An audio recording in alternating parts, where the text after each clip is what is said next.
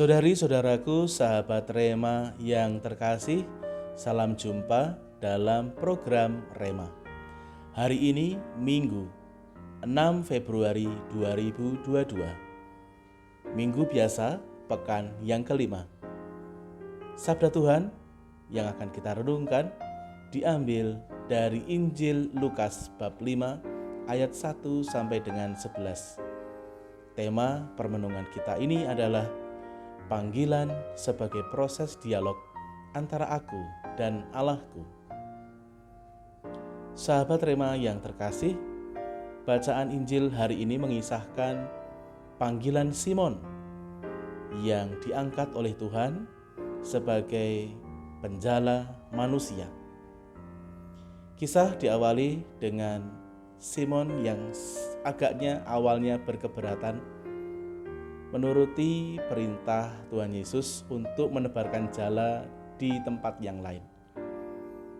Simon yang adalah nelayan sudah tahu pasti tentang medan karyanya, dan selama semalaman dia tidak mendapatkan apa-apa dari hasil tangkapannya. Namun karena Tuhan Yesus yang memerintah, maka yang terjadi adalah sikap taat, tunduk, dan melaksanakan. Dan apa yang terjadi? Setelah Petrus atau si Simon ini menebarkan jala sesuai dengan perintah Tuhan Yesus, mereka mendapatkan panenan ikan yang begitu banyak sampai bahwa perahunya tidak muat dan harus dibantu oleh Yakobus dan Yohanes anak Zebedeus, nelayan-nelayan yang lain. Nah, pada saat yang sama Petrus atau si Simon ini mengakui kebesaran dan kemuliaan siapakah Tuhan Yesus yang luar biasa ini. Dan di saat yang sama juga pada saat itu Tuhan Yesus mengangkat Petrus sebagai penjala manusia. Dia tidak lagi menjadi penjala ikan, melainkan dipercaya sebagai muridnya, sebagai penjala manusia.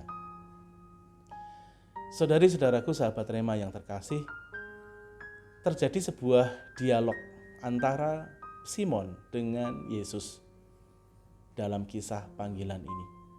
Ada semacam tawar-menawar, ada rasa enggan, ada rasa kalau bisa tidak seperti ini. Namun yang terjadi adalah bagaimana Allah sungguh selalu ingin menunjukkan bahwa kalau mengikuti Dia, kalau kita mengikuti Dia, selalu akan ada cara, akan ada tanda-tanda yang menyertai. Dan itulah yang dialami oleh Simon. Secara manusiawi, Simon mungkin enggan atau tidak mau melaksanakan perintah Tuhan tadi. Tetapi karena dia masih memiliki rasa taat, manut pada perintah Tuhan, maka yang terjadi adalah sungguh dia melihat dan menyaksikan sendiri dengan mata kepalanya kebesaran dan kemuliaan Tuhan.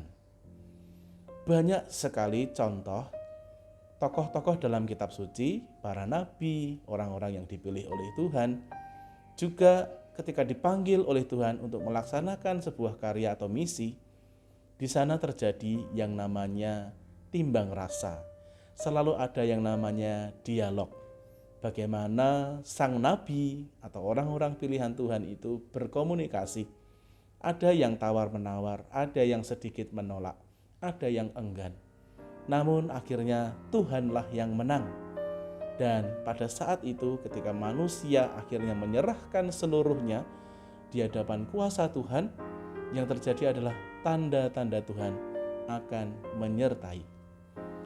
Hal seperti ini juga sebetulnya terjadi di kalangan para romo, biarawan, biarawati, orang-orang yang terpanggil. Tentu saja kisah awal panggilan masing-masing begitu luar biasa.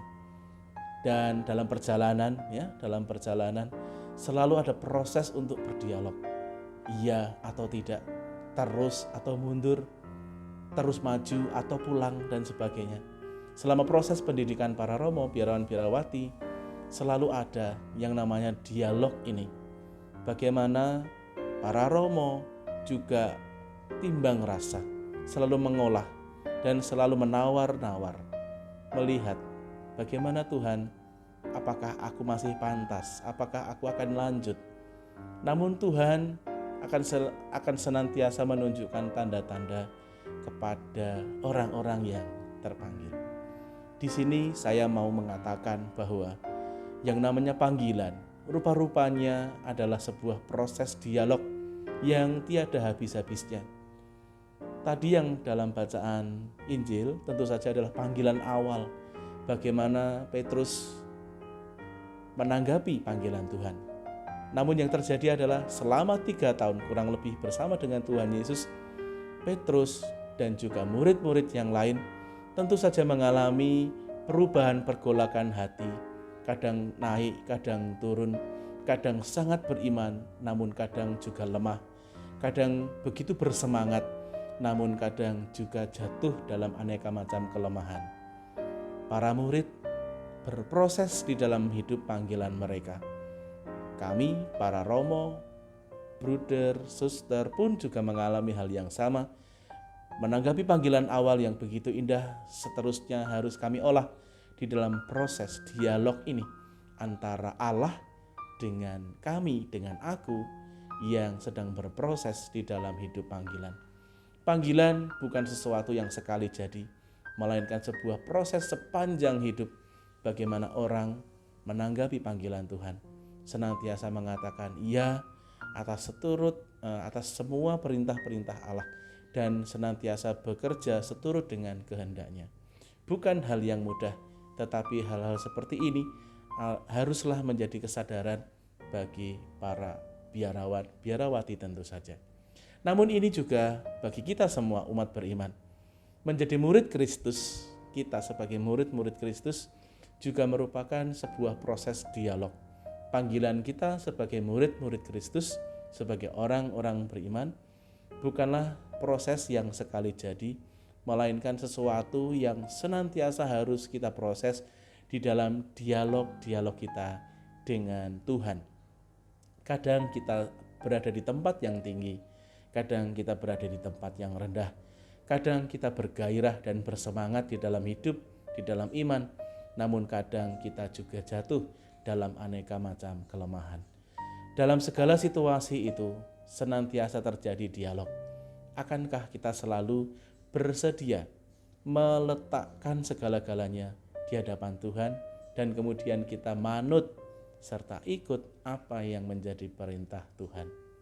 Semoga apa yang menjadi inspirasi dari bacaan hari ini membuat kita semua senantiasa dikasihi dan diberkati oleh Tuhan. Semoga Allah memberkati kita dan keluarga kita, Bapa dan Putra dan Roh Kudus. Amin. Keluarga kudus, doakanlah kami.